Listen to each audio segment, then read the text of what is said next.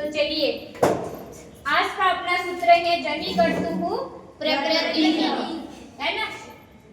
यानी कि जन धातु के कर्ता का जो कारण होता है उसकी क्या होती है भाई? अपादान संज्ञा, है ना। जन धातु, जन यानी कि क्या मतलब होता है? उत्पन्न होना, है ना, उत्पन्न होना। तो आपका सूत्र क्या कह रहा है कि जहाँ से उत्पन्न हुआ जाता है उसकी क्या हो जाएगी? अपादान संज्ञा, है ना। संजना समझ में आ रहा है नहीं आ रहा है? કાઈ સમજ में नहीं આવે તभी કાઈ નોટ ને લેવાનો. જાત की उत्पन्न થાય તેની અપાદાન संज्ञा कर देना उसकी. अपादान संज्ञा कर देगा तो થઈ जाएगा पंचमी विभक्ति लागी जाएगा. આપણે કાઈ भी नहीं આવડે તો કાઈ नहीं. જાત की पैदा થાય તેના અપાદાન કારક થાયगा, અપાદાન કારક थाएगा तेना पंचमी विभक्ति लगा देगा, है ना. समझ में आ गया? पीछे से ज्योति आया कि नहीं आया? साथ की पैदा થાય તેનું શું થઈ जाएगा? અપાદાન સંજ્ઞા. તેની અપાદાન સંજ્ઞા થઈ जाएगा. अपादान संज्ञा यानी कि पंचमी विभक्ति लगा देंगे. तो ब्रह्मा से प्रजा उत्पन्न होती है ना. तो प्रजा कहाँ से उत्पन्न हो रही है? ब्रह्मा से. ब्रह्मा से, है ना. तो ब्रह्मा से प्रजा उत्पन्न हो रही है तो अपन को क्या करना है भाई? ब्रह्मा में पंचमी हाँ, ब्रह्मा में क्या हो जाएगा? पंचमी विभक्ति. पंचमी विभक्ति. और उत्पन्न होने के लिए कौन सी धातु? जल धातु. तो अपन क्या करेंगे? ब्रह्मण शब्द. ब्रह्मण शब्द यानी कि मैंने आपको बताया था आ ए अह ई, है ना. शब्द रूप पढ़ाया था तब ऐसे सूत्र आपको मैंने लिखवाए थे. ऐसी ट्रिक बताई थी ना शब्द रूप याद करने की, तो वो आप देखना. तो ब्रह्मण शब्द में अपन पंचमी विभक्ति लगा देंगे तो क्या बनेगा भाई? ब्रह्मणः, है ना.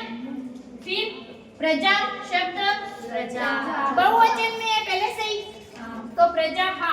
राम का क्या हो जाएगा? रामाः. प्रजा का क्या हो जाएगा? प्रजाः. और बालक होता तो बालका हा, है ना. और फिर उत्पन्न होने के लिए कौन सी धातु? जन धातु. और क्रिया कौन सी लगेगी भाई? एक वचन, द्विवचन या बहुवचन की? बहुवचन की. क्यों बहुवचन की लगेगी? प्रजा शब्द क्या है? बहुवचन का. तो क्या हो जाएगा? जायन्ते. क्या होगा?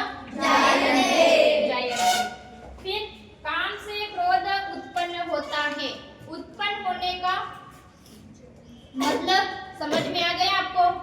जहाँ पे कोई उत्पन्न हो रहा है या उत्पन्न हुआ जा रहा है वहाँ पे क्या हो जाएगा? अपादान कारक. और उसकी अपादान संज्ञा होके पंचमी विभक्ति लग जाएगी, है ना. संजना खबर पड़ेगी के पड़ी कि नहीं पड़ी? अपादान कारक कहाँ आएगा भाई? अपादान संज्ञा जहाँ से उत्पन्न होता है. काम से क्रोध उत्पन्न होता है तो काम में होगी या क्रोध में? काम में. क्योंकि क्रोध कहाँ से उत्पन्न होता है? काम से. क्रोध काम से उत्पन्न. तो यहाँ पे अपादान संज्ञा यानी कि पंचमी विभक्ति, है ना. क्रोध उत्पन्न होना. और उत्पन्न होने के लिए कौन सी धातु? जल धातु.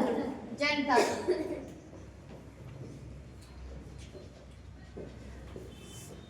तो काम की पंचमी क्या बनेगा बताइए मेरे को?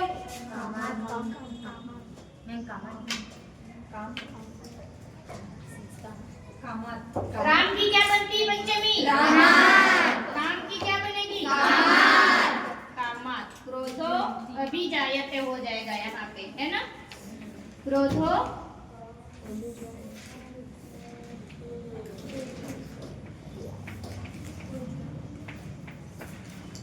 चलिए आपके लिए एक उदाहरण और है ना.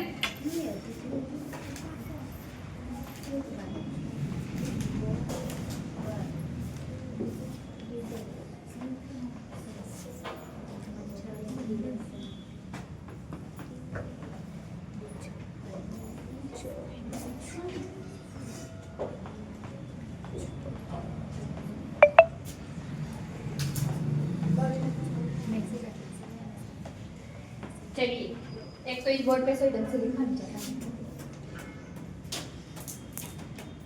अब मैं जिसको पूछूं वही बता रहा है ना।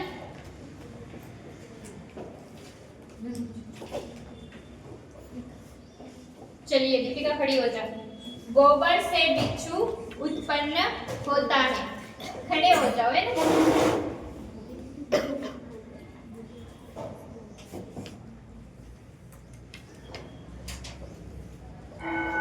तो क्या बनेगा इसका? पहले तो आपने हिंदी में ही बनाओ, है ना। पहले तो ये बता मेरे को, गोबर से बिच्छू उत्पन्न होता है, यानी कि उसमें अपादान संज्ञा किसकी होगी? गोबर की, है ना। क्यों गोबर की होगी? क्योंकि गोबर से उत्पन्न हो रहा है और एक से चिन्ह के साथ लगा हुआ है।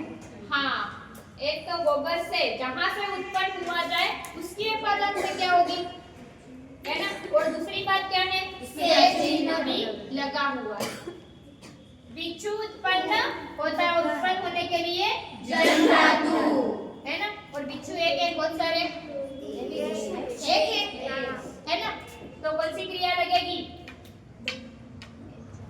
प्रथम एक वचन की। तो गोबर को अपन बोलेंगे गोमियात। क्या बोलेंगे? गोमियात।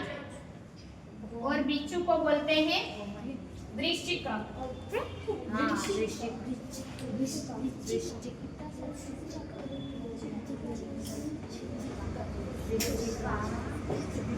जायते, क्या हो जाएगा? जायते। कोई दिक्कत? नो में। तो आपने ये लिख लिया?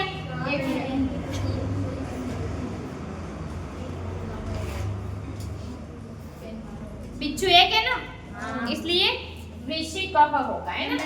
हाँ बैठ जाइए। तो आपको ऐसा क्वेश्चन अगर एग्जाम में दे दिया तो आप कर लोगे ना आराम से? कोई दिक्कत तो नहीं होगी?